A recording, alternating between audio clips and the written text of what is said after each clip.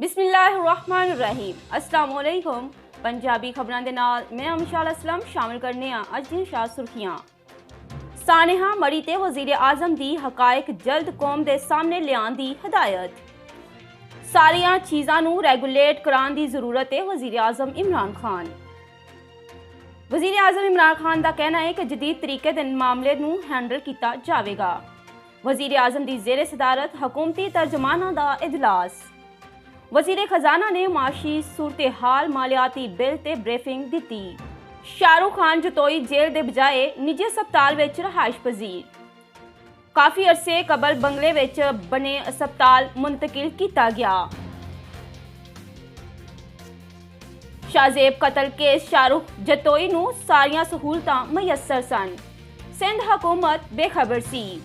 कौमी असैम्बली इजलास अज होया जिंदे विच ज़मनी मालियाती बिल मंजूर कराया गया।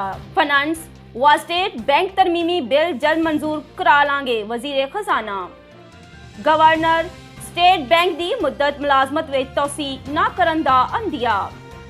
IMF दी मुद्दत तो मुलाजमत ते गलबात करांगे शौकत तरीन। कायमा कमेटी इजलास वजीर खजाना ते एहसन इकबाल विच गर्मा गर्मी। एहसन इकबाल का कहना सी कि किसी नू इजाजत नहीं है वो इत्थे डांट टपट करे। मरी विच सारियां मौतां दम घुटन की वजह तो होइयां। Death certificate. किसी ने किसी नू जानबूझ के नुकसान नहीं पहुंचाया वजीर कानून पंजाब।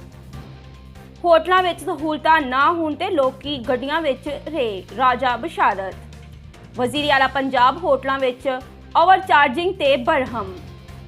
सियाहां नू लुट्टन वालियां नू नहीं छड्डांगे उस्मान बुज़दार। इस दे नाल ही अज दीयां खबरां इख्तिताम पजीर होईयां।